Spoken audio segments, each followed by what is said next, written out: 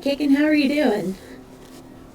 Good to see you in here. I love that Bybee. It's so cute. I am dusting off my web frame. As you can see, I finally got my webcam up and working. And how's the audio doing? I need to put in my earbud. Hang on a second. That's good.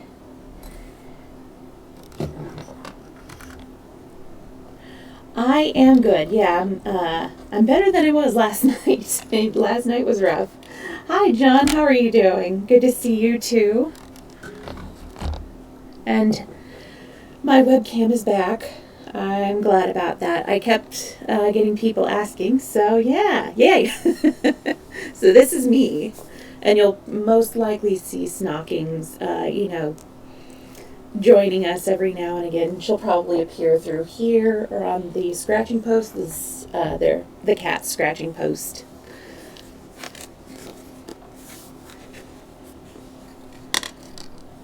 So, yeah, I don't know if you saw in Discord tomorrow, or did I say in Discord?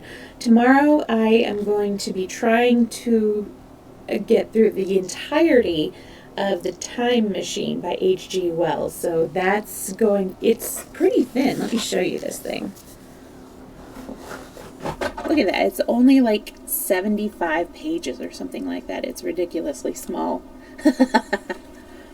Well, I mean, it's not that long, so we'll see what we can do. Yeah, I totally expected it to be a lot thicker, but this edition, it's the Dover edition, it was $3, which Dover usually does really inexpensive stuff because they created themselves to be like a resource for like schools and stuff like that, to have inexpensive editions that schools can get in large quantities and stuff like that. So already they're pretty inexpensive, but this is why it was $3. This is 20,000 Leagues Under the Sea that we're working on. It looks like we're about either 2/3, or no, not 2/3, 1/3 or 2/5 of the way. Yeah, let's see. It doesn't give the pound price, but I'm pretty sure Dover does for Europe as well. I know that Penguin does a lot of stuff for Europe, and I'm not sure what price they go for, but they have a really great classics line. I don't remember if I have any of the Penguin Classics editions. This is a random. Oh, the publisher is Vintage Classics, and here it's better. Yeah. Well, let's go ahead and get started since we've got quite a bit to get through, and of course I'll stop to chat between chapters. Chapter 19, Vanikoro. That terrible sight inaugurated the series of maritime catastrophes which the Nautilus encountered. Since we had been passing through more frequented seas, we often noticed shipwrecked vessels decaying in mid-sea depths, and deeper down the cannons, anchors, chains, cannonballs, and a number of other things that were being devoured by rust. Still going forward in this Nautilus, in which we existed like an isolated set of beings as we were, we entered the archipelago of Pomotou in the 11th December. This was the group of dangerous isles in ages past, and extended across a space of 500 leagues from east-southeast to west-northwest, between 13 degrees 30 minutes and 23 degrees 50 minutes south latitude, and 125 degrees 30 minutes and 151 degrees 30 minutes west longitude from the Isle Ducie to the Isle Lazareff. This archipelago covered an area of 370 square leagues, and is composed of 60 groups of islands, amongst which is the Gambier group under French protection. The isles are coralaginous, a very gentle but surely building up process by the polyps. Polypus? Polypes, so I'm guessing Polypus, will someday form a communication between them, when the new island will, later on, become united to neighboring islands, and a fifth continent will extend from New Zealand to and New Caledonia to the Marquesas. When I suggested this to Captain Nemo, he coldly replied, "It is not new continents that are required, but new inhabitants of the old ones." The chances of navigation had conducted the Nautilus towards the island of Clermont-Tonnerre, one of the most curious of the groups, which was discovered in 1822 by Captain Bell of the Minerva. I was thus able to study the system by which islands are formed in this ocean by madrepores. The madrepores, which must not be confounded with the coral, have a tissue enclosed in a calcareous crust, and the modifications of the structure have enabled Mr. Milne Edward, my illustrious master, to class them in 5 sections: the tiny animalcules, which secrete the polypary, live in thousands of millions at the bottom of the little cells. These are the calcareous depots, which depots? Sure. Depots, which become rocks, reefs, islands. Here they form a ring, enclosing a lagoon or interior lake, in which an opening permits communication with the sea. There they construct reefy barriers like those which exist on the coasts of New Caledonia and the various islands of Pomotou. In other places, like Reunion and Maurice, they build fringed reefs, high upright walls along which the sea is extremely deep. At a few cables' length from the shore of the island of Clermont-Tonnerre, I inspected the work done by those microscopic workers. These walls were exclusively the work of the madrepores, known as millipores, porites, astrea, and meandrines.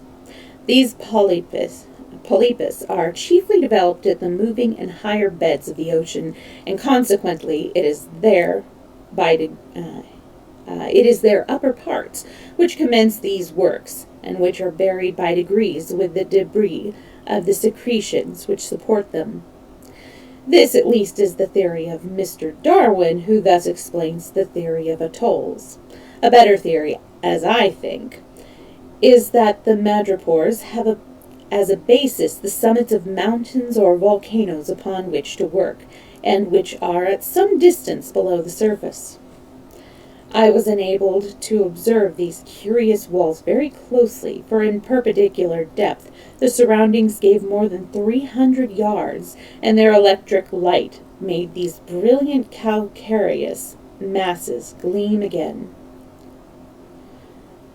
Replying to a question of Conseil's respecting the time these barriers had taken to construct, I astonished him somewhat by telling him that savants estimated the progress of the 1/8 of an inch in 100 years, which is a bit like the forming of caverns and those beautiful, like the stalactites and stalagmites. They take a long time. Then to build up those walls, he said, it must have taken 192,000 years, my brave friend, which lengthens the biblical days. Moreover, the formation of the pit coal, that is to say, the mineralization of the forests buried by the deluge, has required a much longer time. But I may add that the biblical days are not the epochs, and not the interval of time between sunrise and sunrise. For, according to the Bible itself, the sun was not made upon the first day of the creation. While the Nautilus remained at the surface of the sea, I was able to inspect in all its development this small and wooded island of Clermont-Tonnerre. Its madreporical rocks were evidently fertilized by waterspouts and tempests. One day, some corn, carried by a hurricane from neighboring islands, fell upon its calcareous formation, mixed with the detritus which forms the vegetable mold, and which is made of decomposed fish and marine plants. A cocoa nut, impelled by the waves, reaches this new coast. The germ takes root, the tree grows, absorbs the watery vapor. The stream is born, vegetation increases apace. Animalcules, worms, insects arrive upon these island beginnings. Turtles come and lay their eggs there. The birds build their nests in the young trees. In this way, animal life is developed, and attracted by the verdure and fertility, man appears. Thus these islands are formed, the vast works of microscopic animals. Towards evening, Clermont-Tonnerre disappeared in the distance, and the course of the Nautilus was sensibly diverted. After touching the Tropic of Capricorn at the 130 degree of longitude, she turned to the west-northwest, ascending towards the intertropical zone. Although the summer sun was extremely powerful, we did not suffer from the heat, for at 30 or 40 yards below the surface, the temperature did not increase more than 10 or 12 degrees. On the 15th December, we passed the Society Isles and Tahiti, the queen of the Pacific. In the morning I perceived the elevated summits of the mountains of that island. Its waters supplied us with some excellent fish, mackerel, bonita, albacores, and a variety of sea serpents called muneoples. The Nautilus had accomplished 8,100 miles. 9,720 miles were recorded on the log when we passed the archipelago of Tonga Tabou, where the Argo, the Port-au-Prince, and the Duke of Portland were lost, in the Navigator Isles, where Captain Langle, the friend of La Perouse, was killed. Then we came to the Fiji Islands, where the savages murdered the sailors of the ship Union, the captain and Captain Bureau of Nantes, of the amiable Josephine.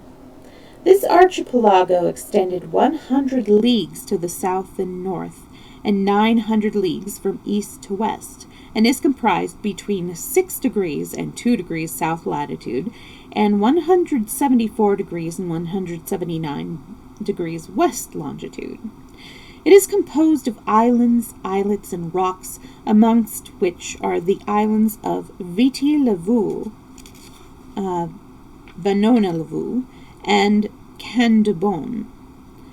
Tasman discovered the group in 1643, the same year that Torricelli invented the barometer, in which Louis XIV ascended the throne. I leave my readers to reflect which of these facts has proved most useful to mankind. After Tasman, Cook, in 1714, Entrecasteaux in 1793, and finally Dumont d'Urville in 1827 came to clear up the obscurity of these regions. The Nautilus now approached the Bay of Wailea, the scene of the terrible adventures of Captain Dillon, who was the first to clear up the mystery connected with the shipwreck of La Perouse. This bay, dredged many miles, furnished us with the abundance of oysters. We ate quantities of them, opening them at our own tables, as recommended by Seneca. These belonged to the species known as the Ostra lamullosa, which is very common in Corsica. That the bank of Wailea will become of great extent is certain, and if the destructive agencies be not increased, the quantities of oysters will soon fill up the bay, as we counted 2 million of eggs in a single oyster, and if Master Ned Land did not repent of his gluttony in this respect, it was because the oyster is the only thing that does not cause indigestion. In fact, it would necessitate the consumption of 16 dozen oysters to furnish the 315 grams of azote, substance necessary to flourish one man. On the 25th December, the Nautilus sailed into the midst of a group of the New Hebrides, discovered by Quiros in 1606, which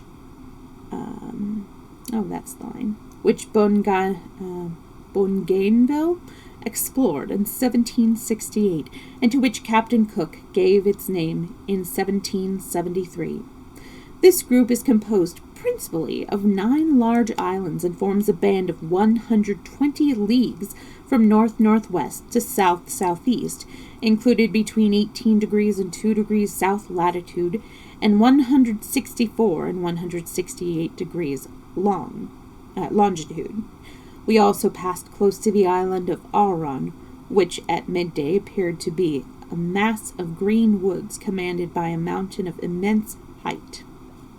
This was Christmas Day, and Ned Land appeared to regret keenly the usual celebration of the day, the family gatherings in which some people were so fanatical. That would have been funny if they had appeared at the Christmas Island. I had not seen Captain Nemo for 8 days, when, on the 27th, very early in the morning, he entered the saloon, having, as usual, the air of a man who had left you but 5 minutes before. I was engaged in tracing our course upon the map. The captain approached, placed his finger upon a spot in the map, and uttered a single word: Vanikoro. The word was magical. It was the name of the island where the ships of La Perouse were lost. I rose up suddenly. "Is the Nautilus carrying us to Vanikoro?" I said. "Yes," said the captain. "Oh, hello, Josu. We are about this far through, about 1/3 of the way through. Let's see. Is the Nautilus carrying us to Vanikoro?" I asked. "Yes," replied the captain. "And can I explore those islands upon which the Bosol and the Astrolabe were lost?" "If you wish to do so," was the reply. "When shall we reach Vanikoro?" "We are there now, Professor." Following the captain, I ascended to the platform and eagerly scanned the horizon. In the northwest, 2 volcanic islands of unequal size showed themselves. They were surrounded by a coral reef of 40 miles in circumference. We were close to the island of Vanikoro, properly so called, which Dumont d'Urville designated the Isle of Research, and immediately opposite the small harbor of Vanu, in 16 degrees 4 minutes south latitude, 164 degrees 32 minutes east longitude. The island appeared covered with verdure from shore to summit, verdure, and was dominated by Mount Kapogo, 2,826 feet high. The Nautilus, having cleared the outward rocks through a narrow passage, was safely within the line of breakers in a depth of 30 or 40 fathoms. Beneath the maneuvers I distinguished some savages, who appeared much astonished at our appearance. In the long black mass moving along the surface of the water, they probably only recognized some formidable cetacean, which they were bound to challenge. Captain Nemo now asked me if I knew of the shipwreck of La Perouse. "What everyone else does," I replied. "And can you tell me what everyone else knows about it?" he asked with a touch of irony. "Very easily." And I then recounted to him what the last works of Dumont d'Urville had made known, of which the following is a very succinct account. La Perouse and his mate, Delangle, were dispatched by Louis XIV in the year 1785 to circumnavigate the world. They embarked in the Boussole and Astrolabe, which never again returned. In 1791, the French government, naturally uneasy respecting the fate of these vessels, fitted out 2 large store ships, the Recherche, which means to find, I guess, and Espérance, which left Brest on the 28th September, commanded by Bruni d'Entrecasteaux. 2 months after it became known by the deposition of a certain Captain Bowen of the Albemarle, that the remains of some wrecked vessels had been seen upon the coast of New Georgia. But Entrecasteaux, ignorant of this, and equally uncertain, moreover, sailed towards the Admiralty Isles, descended in the report of a Captain Hunter as being the scene of the shipwreck of La Perouse. Entrecasteaux's search was fruitless. The Espérance and the Recherche even passed Vanikoro without stopping, and the voyage altogether was most disastrous, as it cost the lives of Entrecasteaux, 2 of his lieutenants, and many of his crew. An old hand, one Captain Dillon, was the first to discover some traces of the shipwrecks. On the 15th of May, 1824, his vessel, the St. Patrick, passed close to the island of Tikopia, one of the New Hebrides. There, a Lascar, who sold him the silver hilt of a sword, stated that 6 years previously, during his stay at Vanikoro, he had seen 2 Europeans who had belonged to the ships wrecked many years before upon the reefs of that island. Dillon suspected that the man was referring to the ships of La Perouse, whose disappearance had interested the entire civilized world.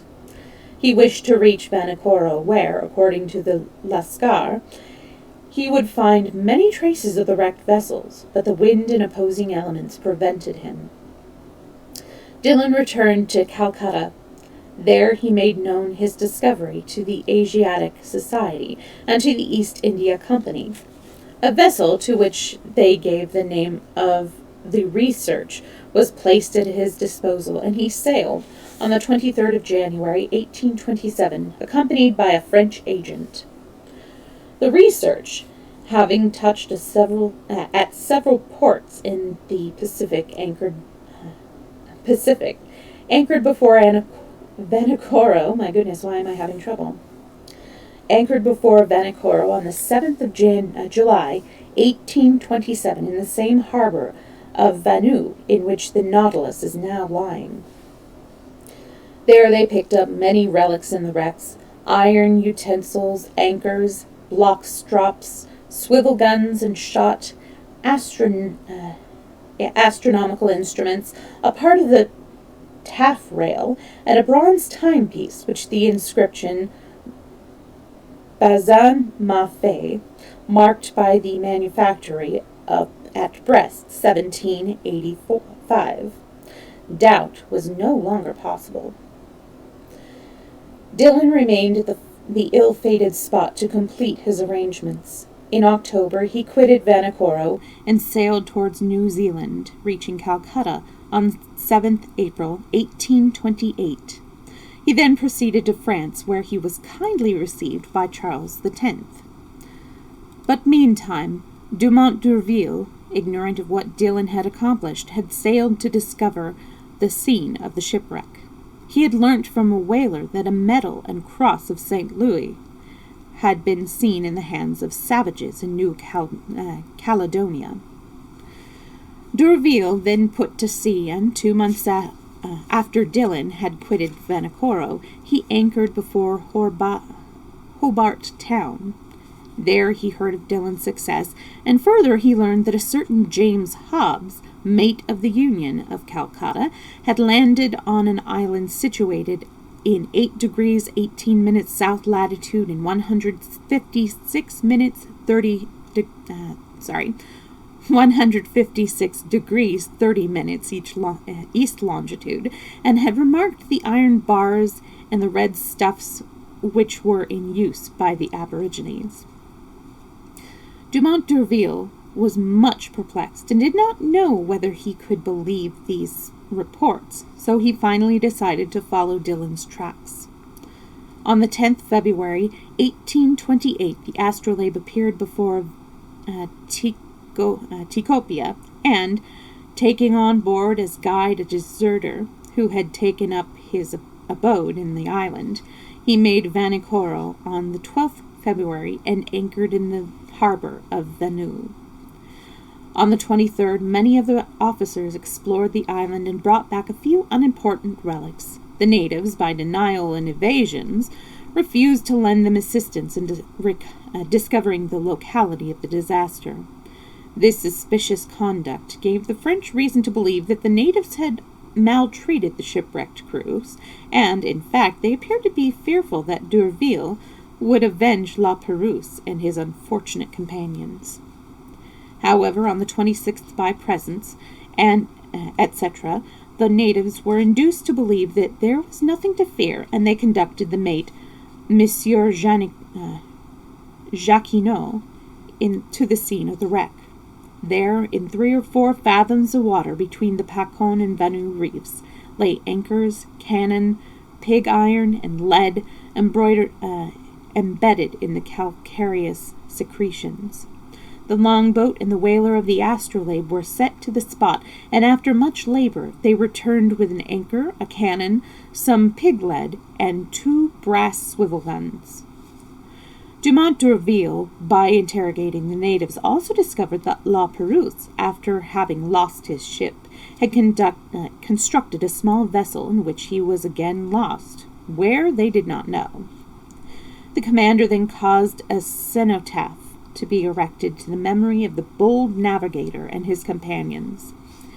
It was a simple quadrangular pyramid erected on a basis of coral, and in which was no ornamentation likely to excite the cupidity of the natives. D'Urville then wished to return home, but fever and malaria had attacked his crews, and even he himself was very ill. He was not able to get away before the 17th March. Meantime, the French government, fearing that Dumont d'Urville had not followed Dillon's route correctly, sent the corvette Bayonnaise, commanded by Legoarant de Tromelin. Yeah. It's been a while since I took French, sorry. Which was stationed on the west side of America. The Bayonnaise arrived at Vanikoro some months after the departure of the astrolabe, and did not find anything further, but took note that the mausoleum had been respected by the natives. That is the substance of the narrative I told Captain Nemo. So, said he, nobody knows yet what became of the 3rd ship constructed by the shipwrecked sailor on the island of Vanikoro. No one.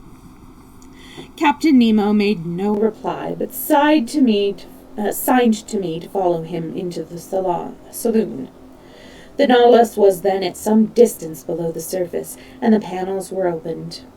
I hurried to the glass, and beneath the workings of the coral, clothed with fungi, and amid hundreds of beautiful fish, I recognized certain debris which the drags had not been able to recover, such as iron stirrups, anchors, cannonballs, cannon, capstan and bars, the stern of a vessel, all belonging to the shipwrecked vessels, and now strewn upon that living floor.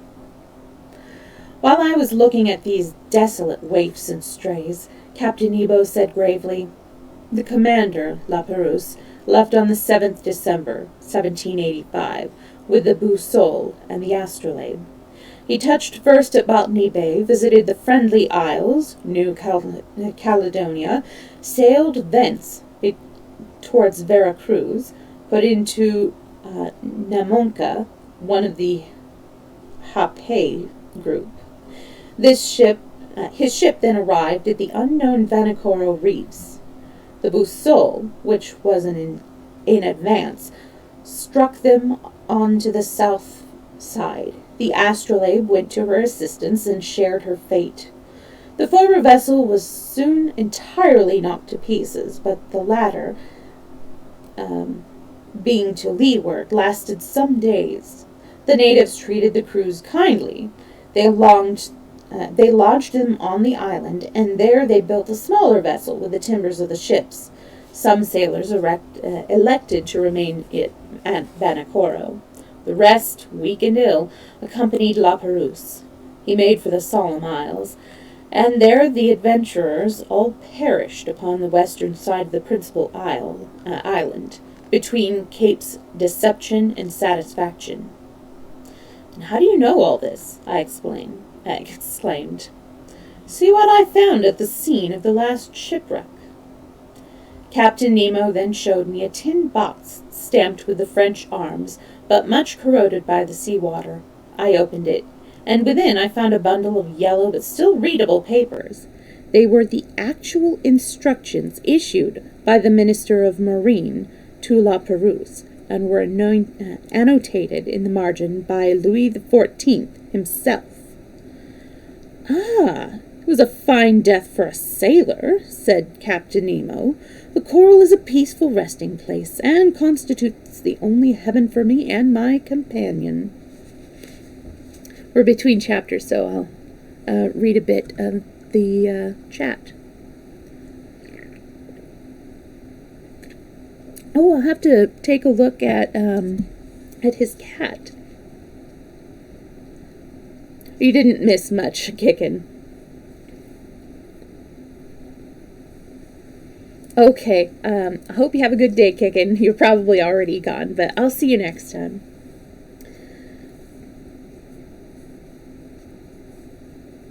Okay, thank you very much, Josu, and thank you again for the surprise this morning. It was very wonderful. It made me feel happy. And I hope you have a good time with your friends and have fun with your art. If you want to post it up on the Discord, I'd love to see it. Alrighty, we will continue. Chapter 20, Torres Strait. During the night of the 27th December, the Nautilus quitted Vanikoro and resumed her voyage at a great speed. We sailed southeast, and in 3 days had cleared the 750 leagues which divided the Isle of La Perouse from the southeast point of Papau. Very early in the morning, in the 1st January, 1863, Conseil joined me on the platform. "Monsieur," said he, "Monsieur will allow me to wish him a Happy New Year?" "What, Conseil? Just as if I were in my study in the Jardin des Plantes at Paris? I accept your good wishes, and thank you heartily, but I would ask you what you mean by Happy New Year under present circumstances. Will the year put an end to our imprisonment, or see the end of this strange voyage?" "Faith," replied Conseil, "I do not know what to say, monsieur. It is certain that we have seen some curious things, and for 2 months have not found our sojourn tiresome. The last marvel is always the greatest, and if we go on at this rate, I do not know what we shall eventually arrive at. My opinion is that we shall never have such another experience." "Never, Conseil. Besides, this Captain Nemo, who fully justifies his Latin name, as he is not any more trouble than if he ever existed." "Just so, Conseil. I think, therefore, if monsieur has no objection, that a Happy New Year will be one which may permit us to see everything. To see everything! Why, that will take a very long time. What does Ned Land say?" "Ned Land is of the exactly opposite opinion," replied Conseil. "He was certainly an obstinate brain and a powerful appetite. Look at the fish he is always eating, and is never satisfied. The want of wine, bread, and meat does not agree with a worthy Saxon, to whom beef steaks are familiar, and who is not alarmed at brandy and gin. So far as I am concerned, Conseil, that is not the point that troubles me. I can get on very well with the supplies on board." "So can I," replied Conseil. "So I think as much about stopping here as Master Land does of escaping.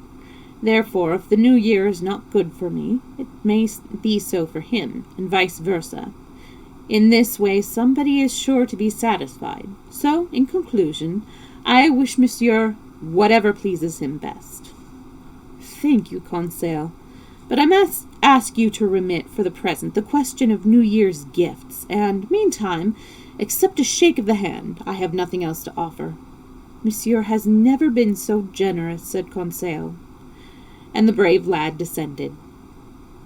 On the 2nd January, we had made 11,340 miles, or 5,250 leagues, from our starting point in the Japanese seas. In front now extended the dangerous coral reefs of the northeast coast of Australia. We skirted this wonderful bank on which Cook's vessels were lost in 1770 for a distance of many miles. The ship which carried Cook ran upon a rock, and that it did not sink was owing to the fact that a piece of coral, detached by the blow, remained fast in the hole it was made in the ship's hull. I wished very much to visit this reef, which is 360 leagues in length, and against which the sea, always rough, breaks with a roar like thunder. But at this moment the inclined planes of the Nautilus directed us to a very great depth, and I could see nothing of these high walls of coral. So I was obliged to content myself with various specimens of fish brought up in the nets. I remarked, amongst others, the Germans, a sort of large scombre. Germans is Germons, as large as tunny fish, with bluish sides and striped transversely. These stripes faded at the death of the animal. These fish accompanied us by hundreds and furnished us with excellent dishes. We caught also a large number of Sparus vertor, tasting like a John Dory, and the flying pyropeds, true sea swallows, which in dark nights illuminate the air and water alternately with their phosphorescent glimmerings. Amongst the mollusks and the zoophytes, I found in the meshes of the nets were various species of alcyonnaires, sea hedgehogs, cadrans, hammers, acrites, and hyatae. The flora were represented by beautiful floating algae, luminaire, and macrocytes impregnated with the mucilage, which exuded from their pores. And amongst them I found a splendid nemastoma, Geliniaroidae, that's a word, which was placed amongst the natural curiosities in the museum. 2 days after crossing the Coral Sea on the 4th of January, we made the Papuan coast of Papua. The captain then informed me of his intentions to gain the island ocean by Torres Strait. His communication was limited there. Ned hailed with delight the prospect of approaching European waters. Torres Strait is no less dangerous by reasons of the rocks with which it abounds than on account of the savage races on its coast. It separates New Holland from the large island of New Guinea, or Papua. New Guinea is 400 leagues in length and 130 in breadth, and has a superficies of 40,000 geographical miles.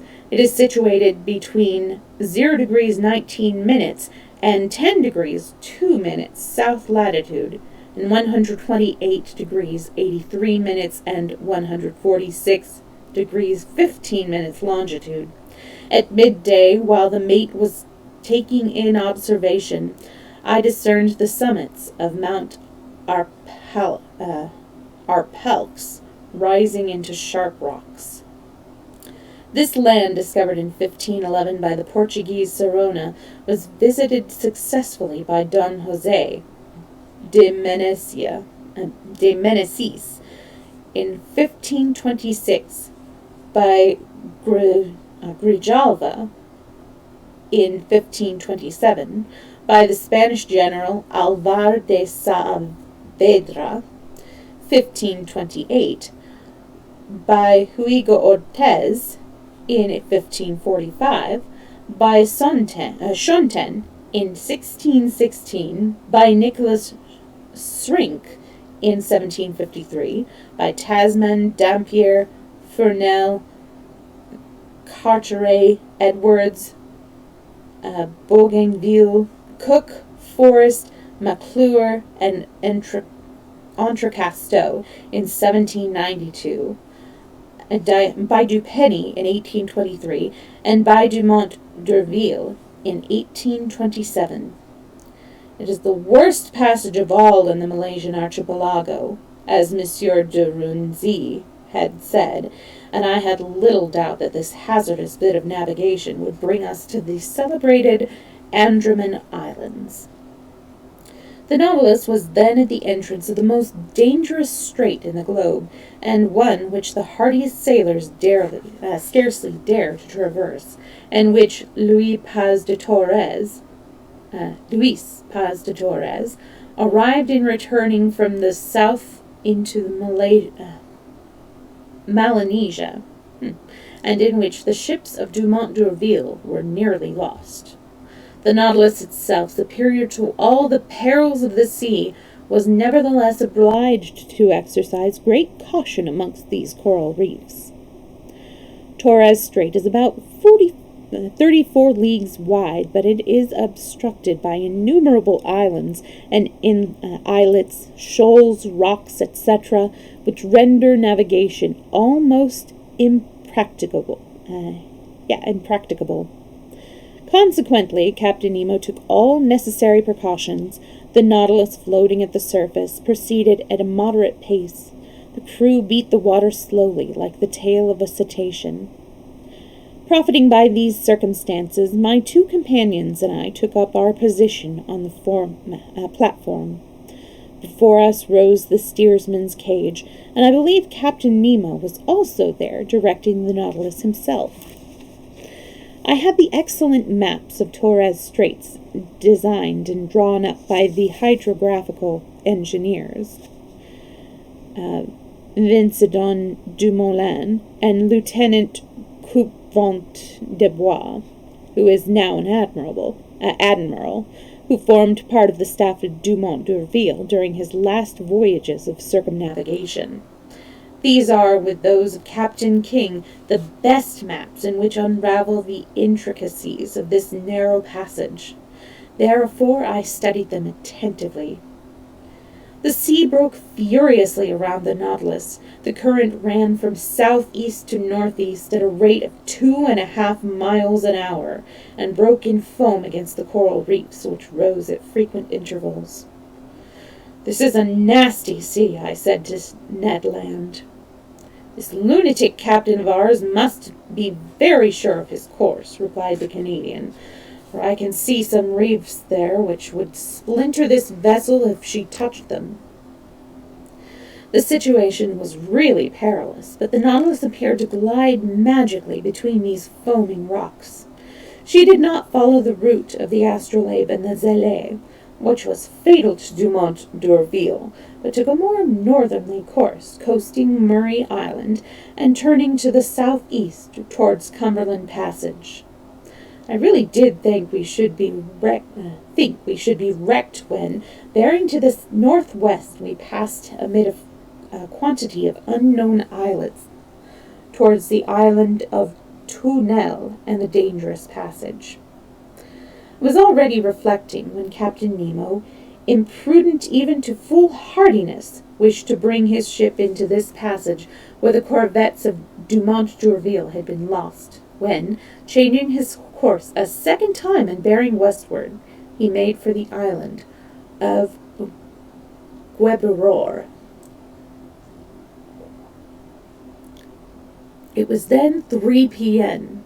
The waves raged. It was almost high water. The Nautilus approached the island, which I could scarcely see 2 miles distant. Suddenly, a shock threw me down. The Nautilus had struck upon a rock and remained immovable with a gentle list to port. When I got up again, I noticed Captain Nemo and the mate on the platform. He was examining the situation of the vessel, and they exchanged a few words in their extraordinary dialect. We were about 3 miles to windward of the island of Gueberor, whose shore trended from north to west like an immense arm. Towards the sea and east, some coral reefs were already being uncovered by the ebb tide. We were, in truth, stranded, and in a sea where the tides are never high, an unfortunate circumstance with reference to the refloating of the Nautilus. However, the vessel had not suffered at all, and as the hull was so solidly built. But if it could neither float nor be opened, there was a great chance that we should be stuck here forever, and then there would be an end of Captain Nemo's submarine vessel. I was thinking of all this when the captain, calm and cool as ever, neither appearing to be excited nor depressed, approached. "An accident has happened?" I said. "No, an incident," he replied. "But an incident which may oblige you to return to that earth you wish to avoid," I replied. Captain Nemo gazed at me with a curious expression and made a sign in the negative, thereby intimating that nothing would induce him ever to become an inhabitant of the continent again. Then he said, "However, Monsieur Aronnax, the Nautilus is not lost. It will yet carry you into the midst of the ocean marvels. Our voyage has scarcely begun, and I do not wish to deprive myself of the honor of your company so soon." "But, Captain," I replied, without noticing these ironical expressions, "the Nautilus is stranded at this moment in the open sea. Now the tides are not high in the Pacific, and if you cannot lighten the Nautilus, which appears to me improbable, I do not see how you can get her off." "You are right about the tides, Professor, but in Torres Strait there is still a difference of 1.5 yards between high and low water. Today is the 4th January, and in 5 days there will be a full moon. Now I shall be much surprised if this complacent planet does not raise the water sufficiently to render me a service which I do not wish to owe to anyone but her." As he spoke, Captain Nemo, followed by the mate, descended. The ship never moved, and remained as emotionless as if the coral polyps had enclosed her in their indestructible cement. "Well, sir," said Ned Land, who came up to me after the captain had left. "Well, Ned, we must wait patiently for the tide of the 9th, for it appears that the moon will be good enough to float us again." "Without assistance?" "Yes." "And is not the captain going to try to warp her off?" "Not if the sea will be sufficient," said Conseil. The Canadian looked at Conseil and shrugged his shoulders. The sailor in him had spoken. "Monsieur," said he, "you would not believe me when I told you that this bit of metal would not travel either above or below the ocean. It is no good except to sell for the iron. I think, therefore, that the time has come to part company with Captain Nemo." Friend Ned," I replied, "I do not despair, as you do, and in 4 days we shall know to what we have to trust to, and your suggestion as to flight would be opportune were we in sight of the coast of England or France, but in the Papuan archipelago it is a different thing, and we can always fall back upon it, for the Nautilus is not floated, which I look upon as a very serious question." "But may we not go ashore at least? Here is an island, and there are trees. Beneath those trees are animals, in which are cutlets and steaks, to which I would gladly introduce my teeth." "Now here Ned is right," said Conseil, "and I agree with him. Cannot Monsieur obtain permission to land so that we may not lose the habit of walking on dry land altogether? I could ask him, I said, but he will refuse. Well, monsieur, risk it, and we shall then know how far we may count upon the captain's good nature. Oh, hang on.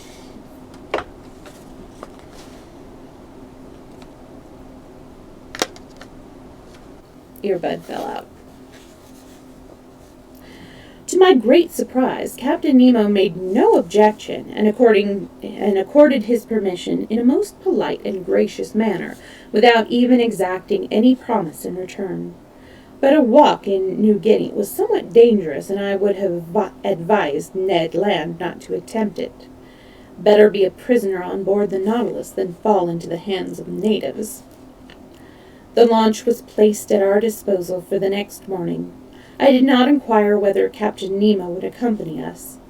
I thought that none of his crew would be told off, and that Ned Land would be sufficient to steer the boat.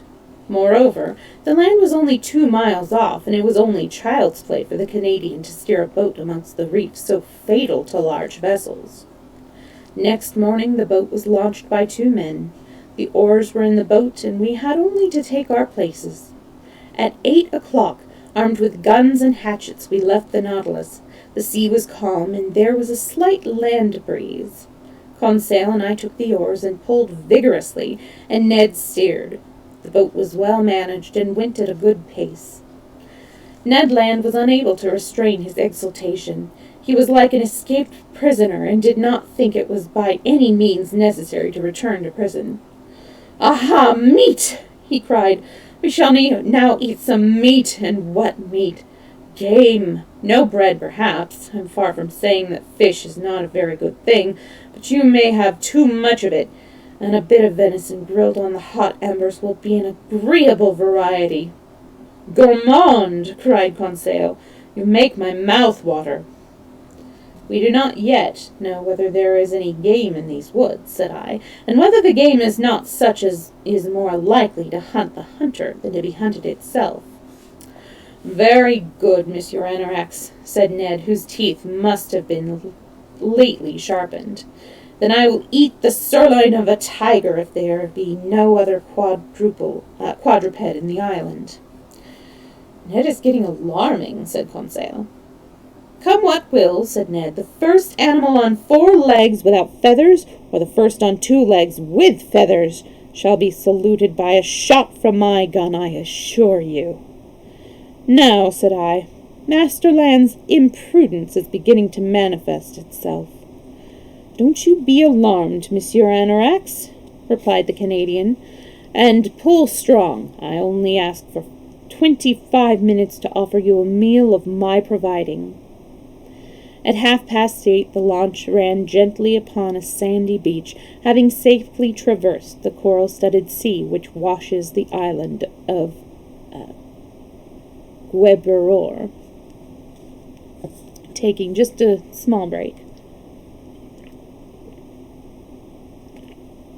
I apologize for all of the stumblings over some of these words.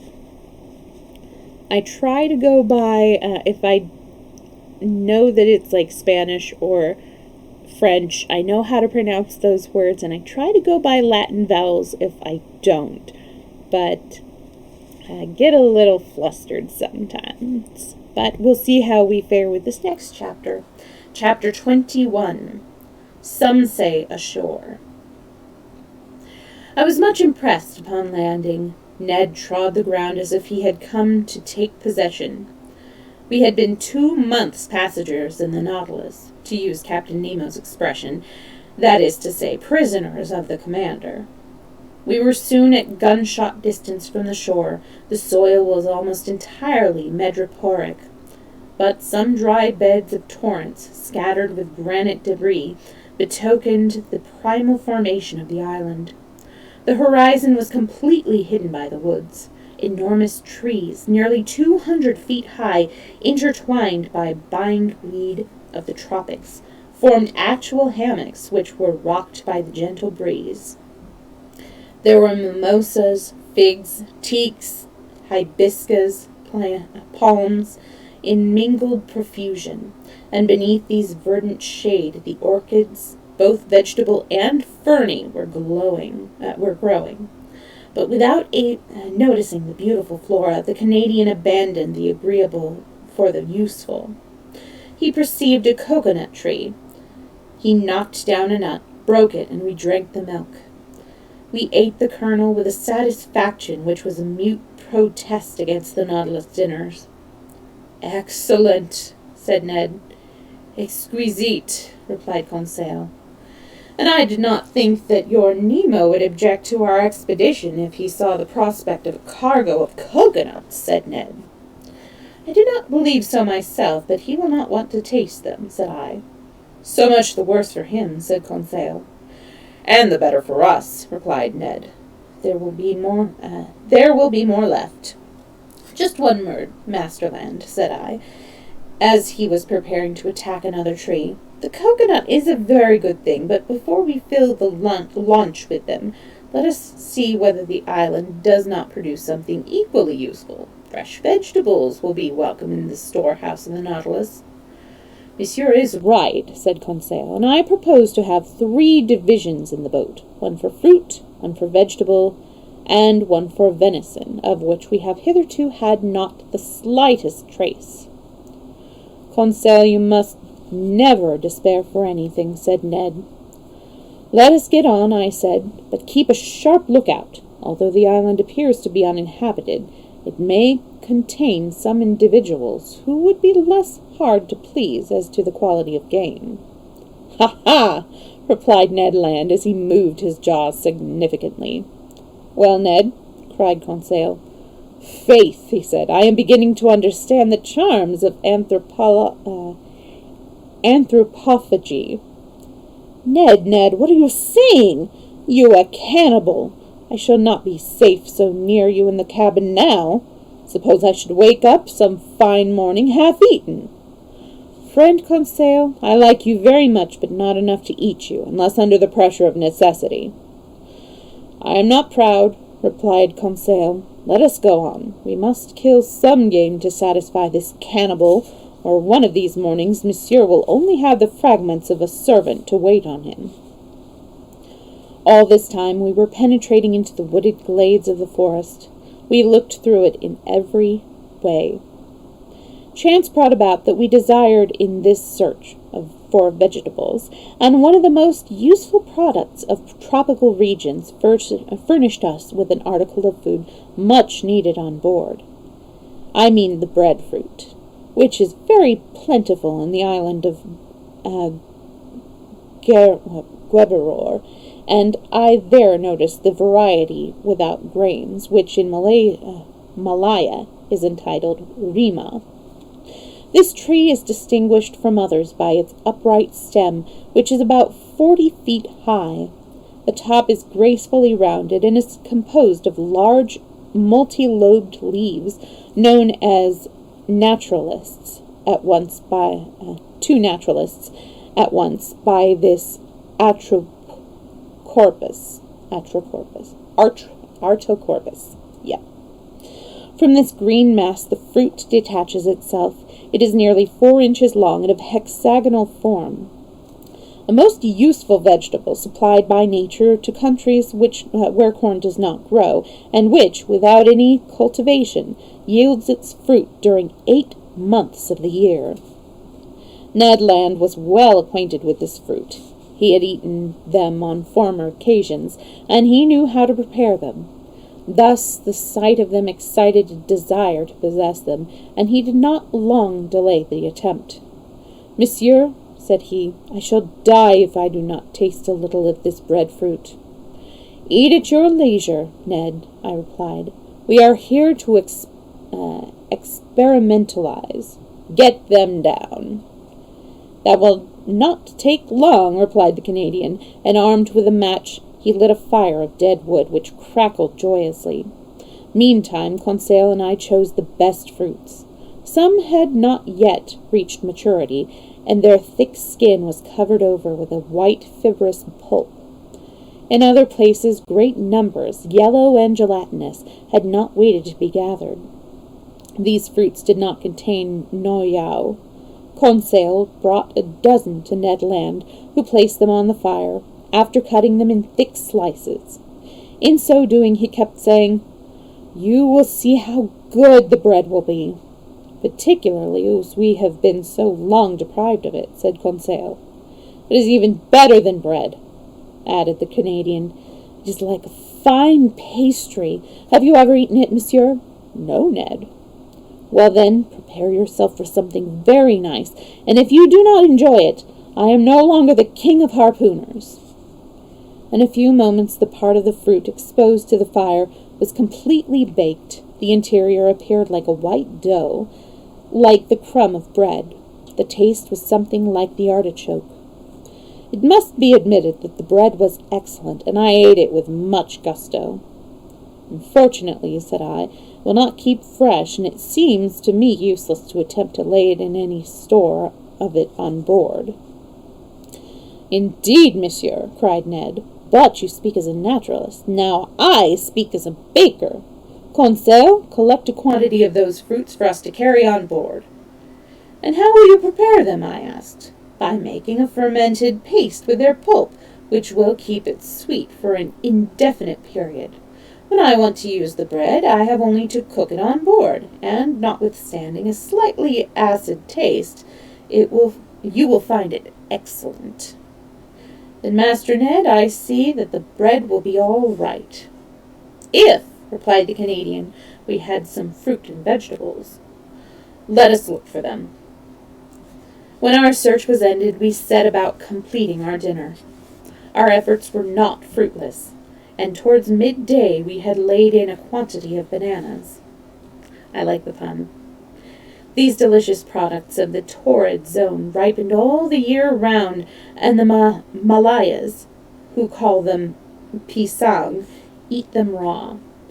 We also found some enormous jacks, somewhat strong in their flavor, savory mangoes, and ananas of an immense size. Pineapples, I think. Yeah. But this collecting took up a long time, which, however, we did not regret. Conseil kept his eyes upon Ned. The harpooner marched in front, and as he went through the forest he collected with unerring skill the fruit we required. "Well now," said Conseil, "you want nothing more, eh?" Said the Canadian. "What, not satisfied?" "Vegetables and fruit alone do not constitute a meal," said Ned. "They come in at the end like dessert. Where's the soup and the joint?" "In fact," I said, "Ned has promised us cutlets, and they appear to me doubtful." "Monsieur," said Ned, "not only has our hunting not finished, but it has not even commenced. Patience. We are sure to meet some feathered or hairy animal, if not on this spot, somewhere else." "And if not here today, it will be here tomorrow," added Conseil, "for it cannot be far off. I vote we return to the boat." "What, already?" exclaimed Ned. "We ought to be back before night," I said. "But what time is it now?" asked Ned. "About 2 o'clock," replied Conseil. "How quickly time passes on firm ground," said Ned Land with a sigh. "Let us return," said Conseil. We again passed through the forest and completed our supply of provisions by making a raid upon the cabbage palms, which we had to climb up to obtain the fruit, some small beans, which I recognized as the abro of the Malayas, and some excellent yams. We were overloaded when we reached the launch. Nevertheless, Ned still found the supply insufficient, but fortune favored him. As we were embarking, he caught sight of some trees which appeared to be a species of palm. These trees were justly reckoned amongst the most useful of the Malayan products. They were sago trees. They grew naturally, without culture, and were reproduced, like the mulberry, by their shoots and seeds. Ned Land knew how to treat them. He seized a hatchet and worked with great determination. He soon felled 2 or 3 sago trees, whose maturity he recognized by the white dust powdering their leaves. I watched them from a naturalist's point of view, rather than as a hungry man. He began by raising a strip of bark about an inch thick from each tree, which covered a network of long fibers forming inextricable knots, which were cemented together by a sort of gummy farine. This was the sago which forms a principal article of food amongst the Malayas. Ned Land, for the moment, only cut the tree in pieces as for firewood, intending to extract the sago later by separating it from the fibrous ligatures, evaporating the water by the sun's heat, and leaving it to harden in the molds.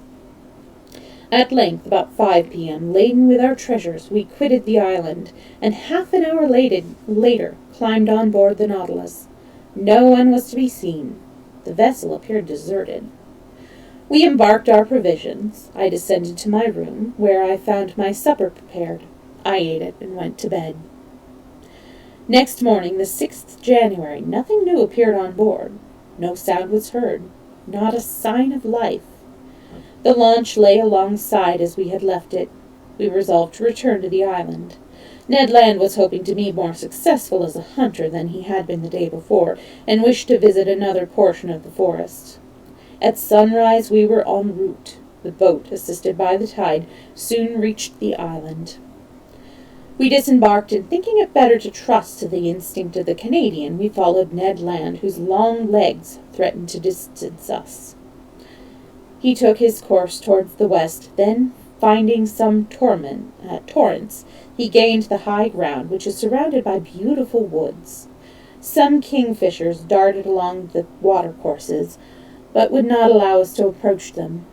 Their caution was to me evident that they were acquainted with mankind, and if the island was not actually inhabited, it was frequently visited by human beings. Having crossed an immense grass prairie, we reached the edge of a little wood, which resounded with the songs and rustlings of a quantity of birds. "They are nothing but birds," said Conseil. "But there is something to be eaten," replied the harpooner. "Not at all," said Conseil, "for I can see nothing but parrots." "Friend Conseil," said Ned gravely, "a parrot becomes a pheasant to those who have nothing but parrots to eat." "And I will add," said I, "that nicely prepared they are worth eating." A whole race of parrots were flitting from branch to branch beneath the thick foliage of this wood, and only required a little careful teaching to be able to speak. They chattered with parakeets of all colors, grave cockatoos, which seemed to be considering some problem. The lories, of a beautiful scarlet, darted like a bit of stratum carried by the wind, and every variety of bird, beautiful to behold, but not equally good to eat. Nevertheless, there was one bird wanting, which never passed the limits of the Aru and the Papuan Islands, but fate had decreed that I should admire it before long. We crossed through a thicket and found ourselves in a plain sprinkled with clumps of bushes. I then saw get up some beautiful birds, whose long feathers obliged them to fly against the wind. Their undulating flight, their graceful curves in their aerial course, the varying play of color, attracted and charmed the eye. I had no difficulty in recognizing them. "These are birds of paradise!" I cried. "Order sparrows, section Cleistomores," said Conseil. "Family partridges?" inquired Ned Land. "I do not know, Master Land. Nevertheless, I count upon your skill to procure one of them." "I can try, though I am more accustomed to handle a harpoon than a gun." The Malayas, who drive a great trade in these birds with the Chinese, have various methods of catching them, which we could not employ. Sometimes they fix snares at the top of the high trees, for which the birds of paradise have a preference. Sometimes they secure them with a kind of bird lime. They sometimes even poison the pools where the birds drink. But we were reduced to taking flying shots at them, which left us little chance of success, and in fact we did expend some of our ammunition in vain. Towards 11 o'clock we had crossed the hills which rise in the center of the island, and had hitherto killed nothing. hunger began to attack us. The sportsmen had trusted to the produce of their skill, and had been mistaken. Fortunately, Conseil, to his own great amazement, fired right and left, and secured our breakfast. He killed a white pigeon and a wood pigeon, which quickly were plucked, and suspended to a stick, were roasted over a fire of dead wood. While these interesting fowls were cooking, Ned prepared the breadfruit. Then the pigeons were eaten, the bones picked, and the meal declared excellent. The nutmeg, upon which they fed, perfumes their flesh and gives them a pleasant flavor. "It is as if the fowls had been fed upon truffles," said Conseil. "Now, Ned, what do you want?" I said. "Some four-footed game, Monsieur Anorax," he replied. "All these pigeons are only side dishes and whets for the appetite, so until I have killed some animal available for cutlets, I shall not be satisfied."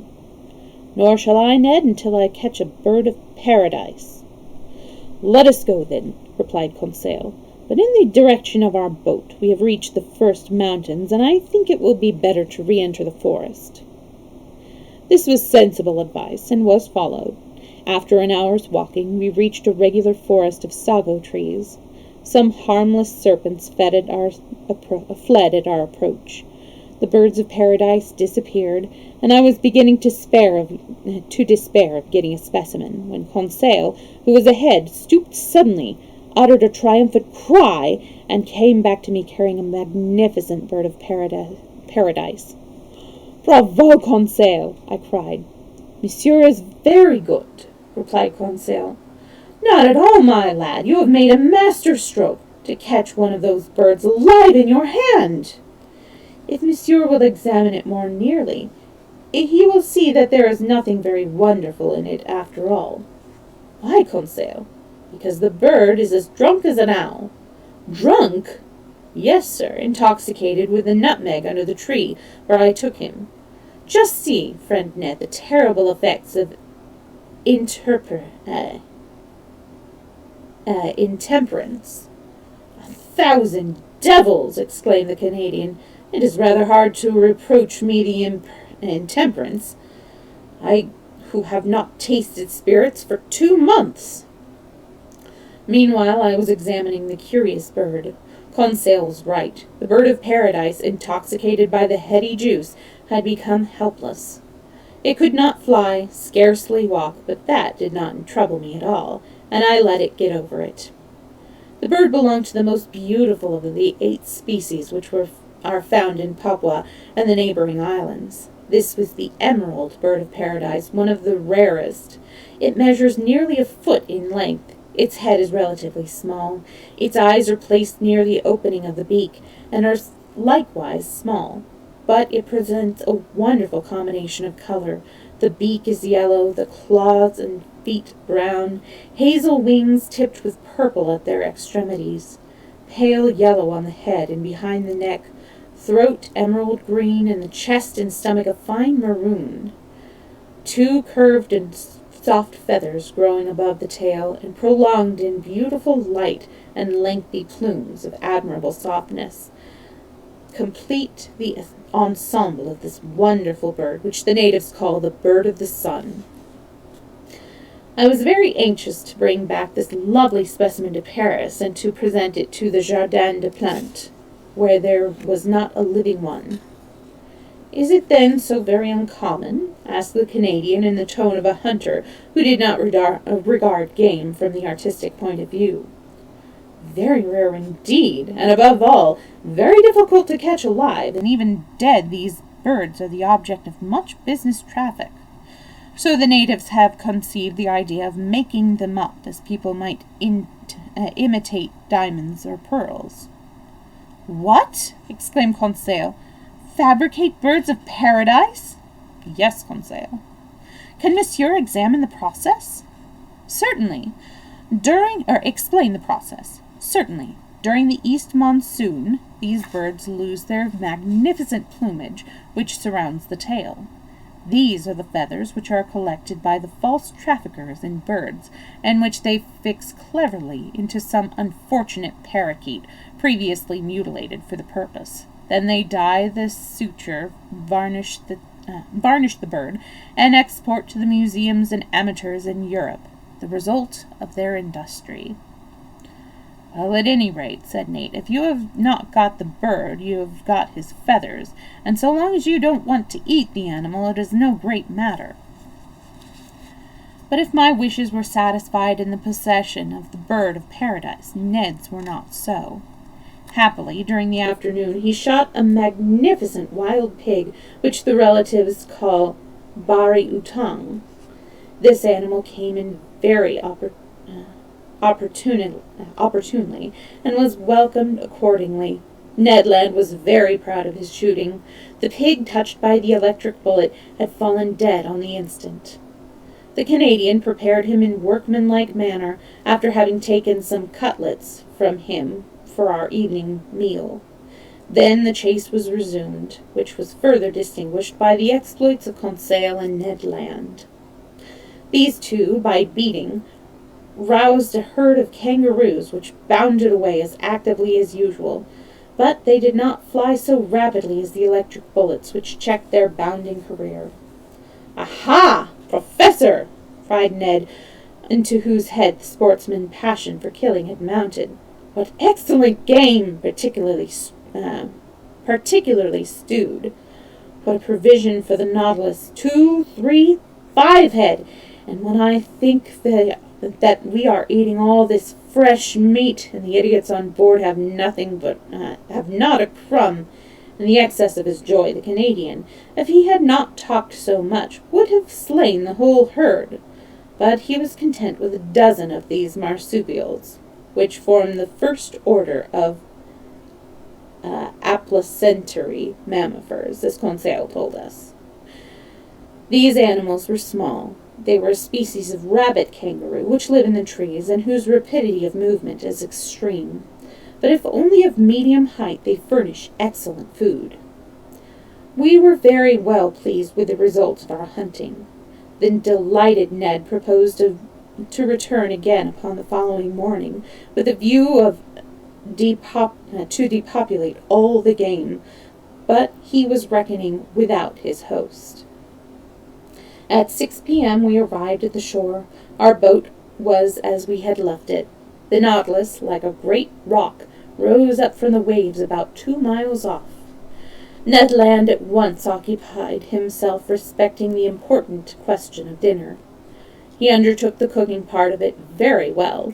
The cutlets, grilled upon the wood embers, soon spread a delicious odor around us. And I perceived that I was following Ned in this. Here was I delighted at the prospect of pork chops. I trust I may be forgiven, even as I forgave Master Land, and for the same reason.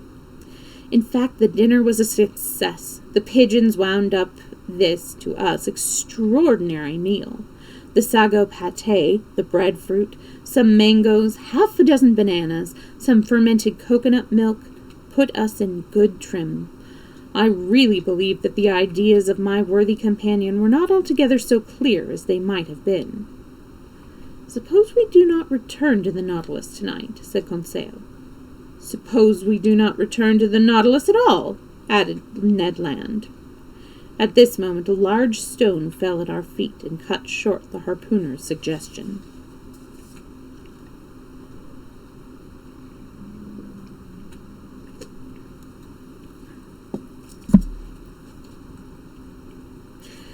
Chapter 22. Captain Nemo's Lightning. We turned towards the forest without getting up. My hand was arrested in the act of putting a morsel in my mouth. Ned did not stop his hand. "Stone does not fall from heaven, Conseil, unless it be aerolite." A second stone, well aimed, which knocked a savory bit of pigeon out of Conseil's hand, gave a point to the remark. We all rose, shouldered our rifles, and were ready to repulse any attack. "Are they apes?" replied Ned. "Near relatives," said Conseil. "They are savages." "Let us gain the boat," I cried, retreating toward the shore. We were obliged to retreat fighting, for 20 natives armed with bows and spears appeared at the edge of a coppice which lay to the right, scarcely 100 paces distant. Our launch was 60 yards away.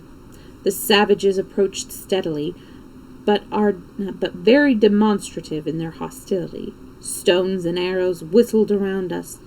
Ned Land had no intention to abandon his provisions, and, despite our danger, with the pig in one hand and the kangaroos in the other, he retired at a moderate pace. In 2 minutes we had reached the shore. To throw ourselves into the boat with our arms and provisions, push off, and man the oars was the work of a moment. We had scarcely gained 2 cables' length when 100 savages, shouting and gesticulating, ran into the water up to their waists in pursuit. I looked to see whether anyone was on the deck of the Nautilus, but no, the enormous machine appeared absolutely deserted. 20 minutes later we were on board. The panels were open. We pulled up the launch and entered the Nautilus. I descended to the saloon, whence I heard music. Captain Nemo was there, seated at the organ, and plunged in musical reverie. "Captain," I said. He did not hear me. "Captain," I repeated, touching him as I spoke. He started and turned round. "Ah, Professor, is it you?" said he. "Well, have you had good sport? Have you had success in your botanizing?" "Yes, Captain, but we have unfortunately met with some bipeds whose near neighborhood makes me uneasy." "What bipeds?" "Savages." "Savages?" repeated Captain Nemo ironically. "And are you astonished at meeting savages anywhere on the earth? Savages! Where are they not? And are these savages worse than any others?" "But, Captain, for my part," he said, "I have met them everywhere." "Well," said I, "if you do not wish to receive them on board, you had better take some precautions." "Be at ease, Professor. There is nothing to worry about." "But these natives are numerous." "How many did you reckon them to be?" 100 at least." "Monsieur Anorax," replied Captain Nemo, who again turned to the instrument, "if all the natives of Papua were assembled on this coast, the Nautilus would have nothing to fear." The captain's fingers ran over the notes, and I remarked that he only played the black keys, which gave his melodies an essentially Scotch tone. He soon forgot my presence, and was again plunged in the reverie from which I had aroused him, and which I did not again venture to disturb. I remained alone for some hours, sometimes thinking of the savages, but not fearing them, as the confidence of the captain inspired me. Sometimes forgetting them, to admire the beauties of the tropical night, my thoughts turned to France, following these zodiacal stars, which would shine over it in a few hours. The moon shone brightly amidst the northern constellations. "Snockings, are you going to come in my lap? Come on. Come on. Snockings. Come on. Come on. There we go. This is Snockings. That one. No, that one. Yeah, that one. There we go. She was once a tabby, and now she has very few tabby markings because she's very old. 16 and a half, right? Well, a little over 16. Sorry, we'll wait until the phone has stopped ringing. Hi, Corel. How are you doing? Good to see you. We are in the midst of Chapter 22. And look, I've got my webcam working, and I'm using my webcam frame. Finally. Okay, the phone has stopped ringing, so I'm going to go ahead and continue wherever I am. Let's see.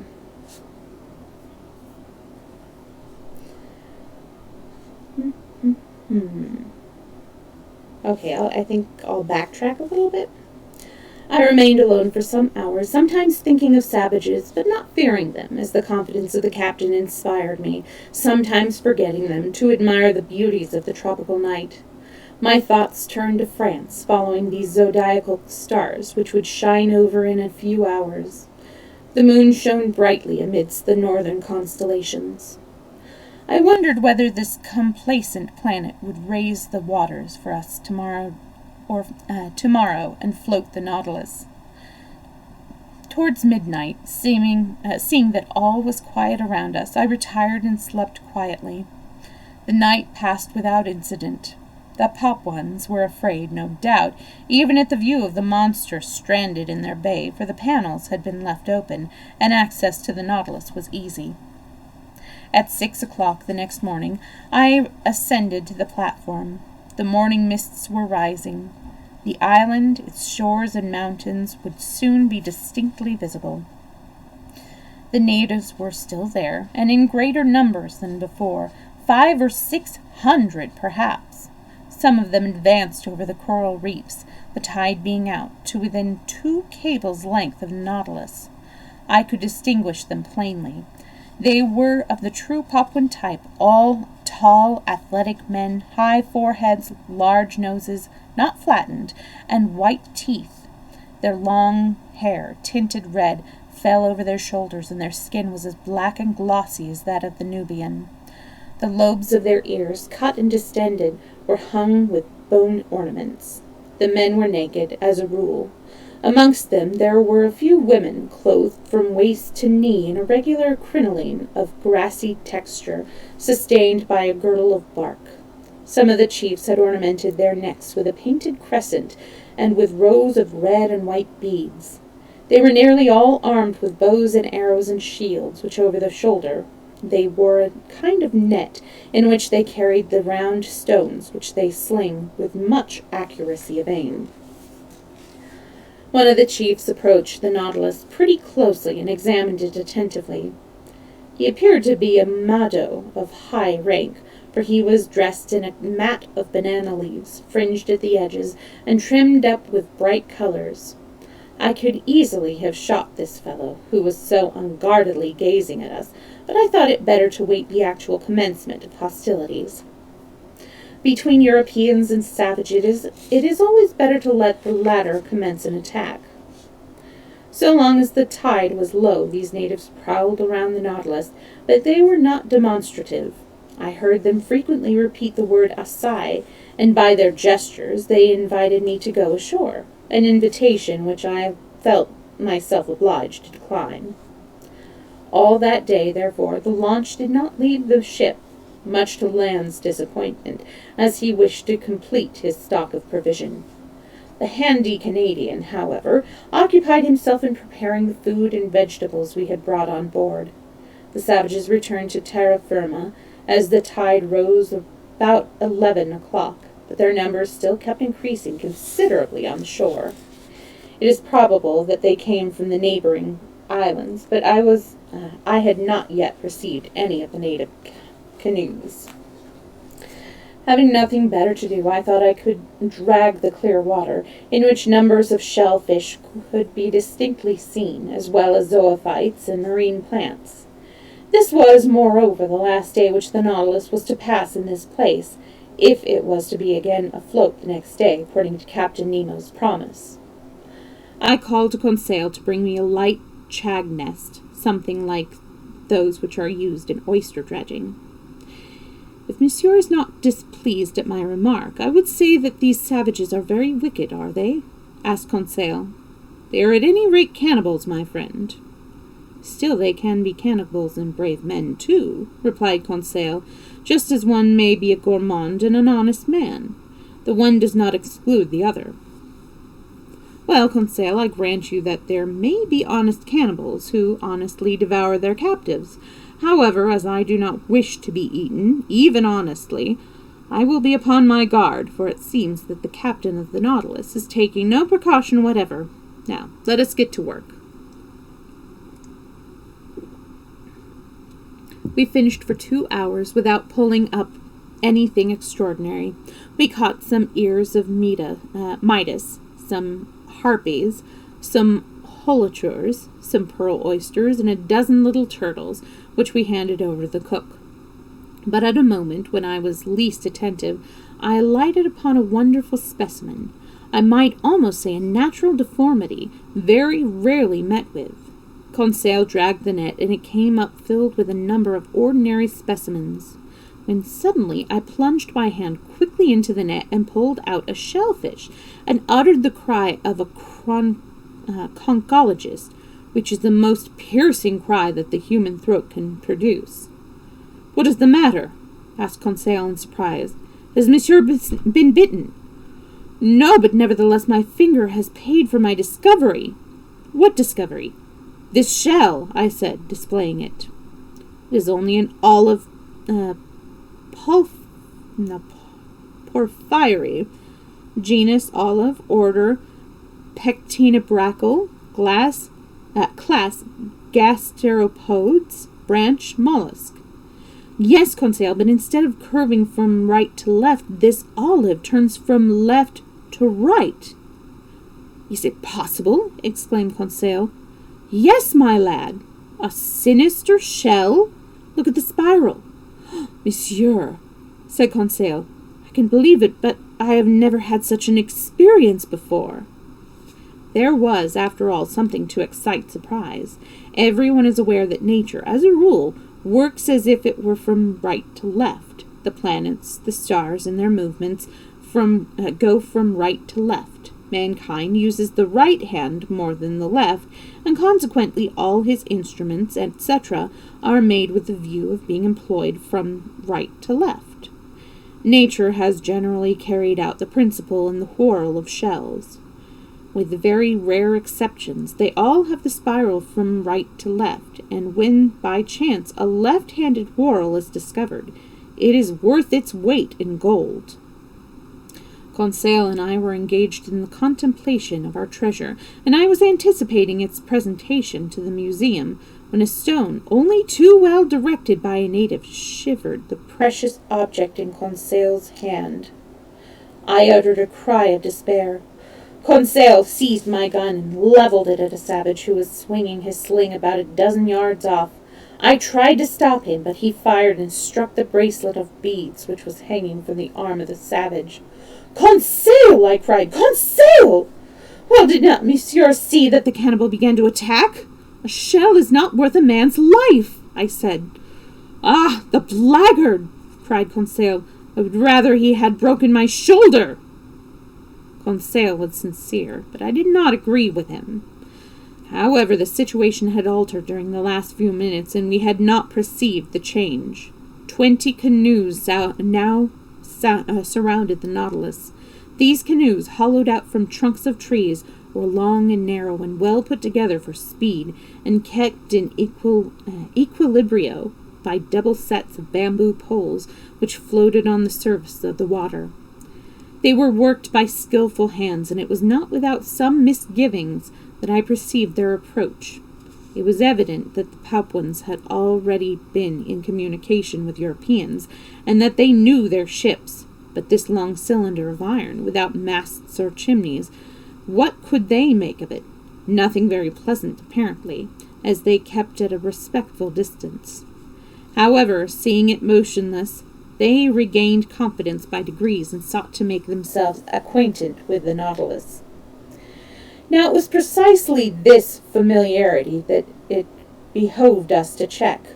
Our arms, which gave no report, only produced a slight effect upon the natives, who respected loud-mouthed guns. People are not so much frightened by lightning than accompanied by thunder, although it is really the lightning and not the thunder which constitutes the danger. At this moment the canoes approached the Nautilus, and a shower of arrows struck it. "The devil!" cried Conseil. "He is a regular hailstorm, and perhaps the hail is poisonous too. We must acquaint Captain Nemo," I said, entering the panel as I spoke. I descended to the saloon. No one was there. I ventured to knock at the door, which opened into the captain's room.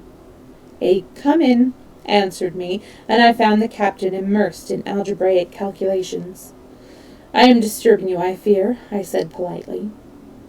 Well, yes, Monsieur Anorax, but I dare say you have a very good reason for so doing. I have indeed. We are surrounded by canoes filled with natives, and in a short time we shall be attacked by hundreds of savages. Ah, said Captain Nemo quietly. So they have come in their canoes, eh? Yes. Well, we have only to close the panel. Precisely, I came to tell you so. Nothing can be easier, was the reply, and pressing an electric bell it gave the order. After a pause he said, That is done.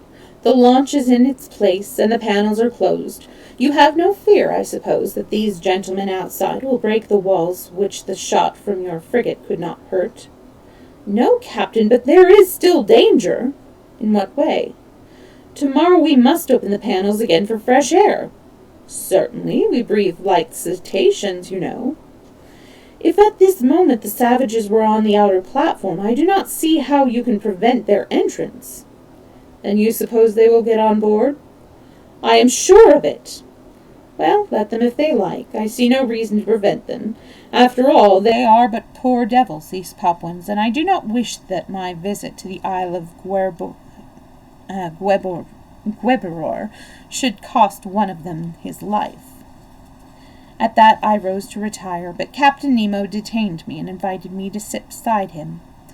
He questioned me with much interest respecting our excursion to the island and our hunting, and did not appear to understand the Canadian's desire for fresh meat. The conversation then became more lively, and without being too communicative, Captain Nemo displayed great amiability. Amongst other things, we spoke of the position of the Nautilus, stranded upon the precipice spot from Dumont d'Urville was so nearly lost. Speaking of this, the captain said, He was one of our greatest and best sailors. He was the French Captain Cook. Unfortunate man, having braved the icebergs of the southern polar regions, the coral reefs of the ocean, and the cannibals of the Pacific, to perish miserably in a railway train. If this majestic man was able to reflect during the last moments of his existence, you can imagine what his thoughts may have been. Captain Nemo appeared to be moved, and I gave him credit for the feeling. Then, maps in hand, we traced the discoveries of this bold navigator, his voyages round the world, his 2 attempts to reach the South Pole, which resulted in the discovery of Adélie and Louis Philippe, and finally, his hydrographical survey of the principal oceanic islands. What your d'Urville did at the surface, I have done beneath, said Captain Nemo, and more easily and completely than he. The Astrolabe and Zélé, continually knocking about by the winds and waves, were not as good as the Nautilus, where there is a quiet study, really motionless in the water. Nevertheless, there is one point of resemblance between the ships of Dumont d'Urville and the Nautilus. What is that? That the Nautilus is stranded, just as they did. The Nautilus is not stranded, replied Captain Nemo coldly. The Nautilus is merely reposing on the bed of the ocean, and the persistent labor and work which d'Urville had to refloat his vessel will not be necessary with us. The Astrolabe and the Zélé ran a great risk of being lost, but we are in no danger. Tomorrow, the day named, and at the time I mentioned, the tide will raise us quietly, and we shall resume our voyage. Captain, said I have no doubt about it. Tomorrow, he rising, tomorrow, at 2:40 p.m., the Nautilus will float and leave Torres Strait uninjured. These words were spoken quickly, and Captain Nemo repeated himself and bowed slightly. This was the signal for my departure, and I regained my room. There I found Conseil, anxious to hear the result of my interview with the captain. My lad, I replied, when I fancied that his Nautilus was threatened by these Papuans, he replied to my fears in a bantering tone. I have but one thing to say. Have confidence in him. Go to sleep in peace. Monsieur does not want me? No. What is Ned Land doing? Monsieur will excuse me, but Ned is making kangaroo pie, which will be a great success. I was left alone, and I went to bed, but slept badly. I heard the savages trampling overhead and uttering discordant yells. The night passed in this manner, and none of the crew seemed to be in the least disturbed by it. They no more disturbed themselves about these cannibals, but in an iron battery they would trouble about the ants crawling on it. At 6 o'clock I got up. The panels had not been opened. The air in the interior had not therefore been renewed, but the reservoirs, which were destined to act under such circumstances, forced fresh oxygen into the vitiated atmosphere within the Nautilus. I worked in my room up to midday without even having a glimpse of Captain Nemo. There did not appear any preparation of departure. I waited some time longer, then went into the saloon. The clock showed it was 2:30. In 10 minutes the tide would have attained its maximum height, and if Captain Nemo had not made a rash promise, the Nautilus would be soon at liberty again. If not, then several months must elapse before we could quit this coral bed. Moreover, some little vibrations began to be felt in the hull, and I could hear the coral grinding beneath the weight of the ship. At 2:35, Captain Nemo appeared. "Well," said I have given orders to have the panels open." "But the Papuans, he exclaimed, shrugging his shoulders. "Will they not penetrate into the interior of the Nautilus?" "How?" "Through the panels you have just opened." "Monsieur Anorax," replied Captain Nemo calmly, "they will not enter even though the panels be open." I looked at the captain. "You do not understand." "Not at all." "Well, then, come and see for yourself." "I cannot... wait a second." "You do not understand?" he said. "Not at all." "Well, then, come and see for yourself."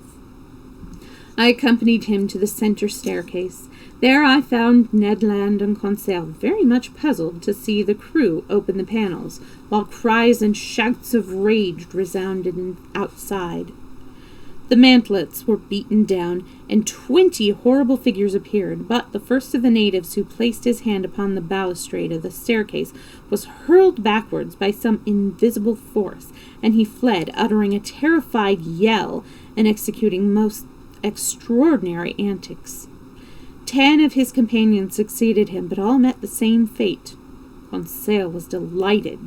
Ned Land, carried away by the impetuosity, advanced to the staircase, but so soon as he touched the balustrade, he was upset bodily in his arm. "1,000 devils!" he cried. "I'm struck by lightning!" That one word explained everything. It was not a balustrade, but a metal cable charged with electricity, and whoever touched it immediately received a fearful shock, which would have been fatal if Captain Nemo had permitted the full power to be used. One could truly say that between himself and his assailants he had drawn an electric chain which none could pass. Meanwhile, the astonished Papuans had beaten a retreat, quite overcome with terror. We, half laughing, consoled and rubbed the unfortunate Ned Land, who kept swearing like a trooper. But now the Nautilus, raised by the last waves of the high tide, left her bed of coral, and at the exact moment predicted by Captain Nemo. The screw slowly beat the ebbing water. Her speed increased by degrees, and sailing upon the surface of the sea, she quitted the dangerous Torres Strait, safe and sound. I'm taking a look, and this next chapter is kind of long. So even though we have 15 minutes left for our allotted time, I think I'm going to end story time here, and then I think I'm going to do a game stream after just a short break. But I will be back. I'm thinking I was just gifted a game which I've played the